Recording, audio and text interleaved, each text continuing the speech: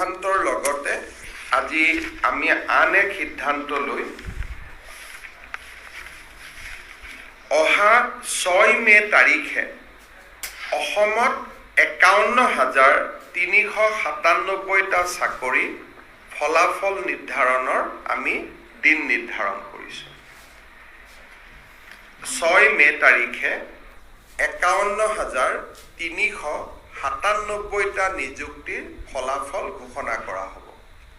ইয়াৰ ভিতৰত তৃতীয় আৰু চতুৰ্থ শ্ৰেণীৰ টোটেল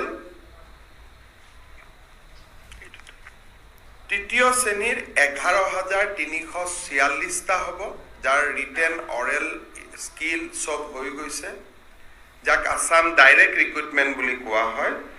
চতুৰ্থ শ্ৰেণীৰ 14,281টা। এই পদকেইটাৰ ফলাফল 6 মে তাৰিখে ঘোষণা কৰা হ'ব। সমান্তৰালভাৱে ৰাজ্যৰ আৰক্ষী আৰু বন বিভাগত চলি থকা নিযুক্তিৰ 5,730টা পৰীক্ষাৰ ফলাফল পদৰ ফলাফলো 6 মে তাৰিখে ঘোষণা কৰা হ'ব।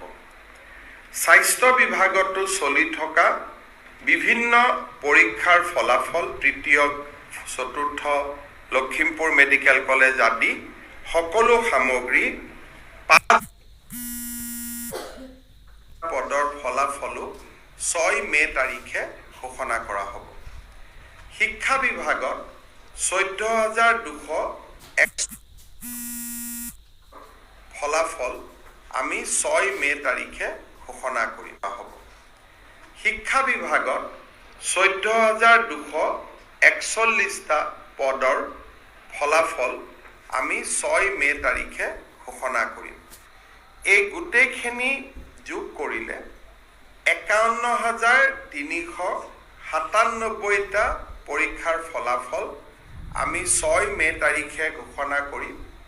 10 মেৰ পৰা 20 মেৰ ভিতৰত কোনোবা এটা উপযুক্ত দিনত আমি গুৱাহাটীত ৰাজহুৱা সভাৰ জৰিয়তে খানাপাৰা ফিল্ডতে হওক বা সৰু সজাই ষ্টেডিয়ামতে হওক এই নিযুক্তি পত্ৰসমূহ আমি বিতৰণ কৰিম।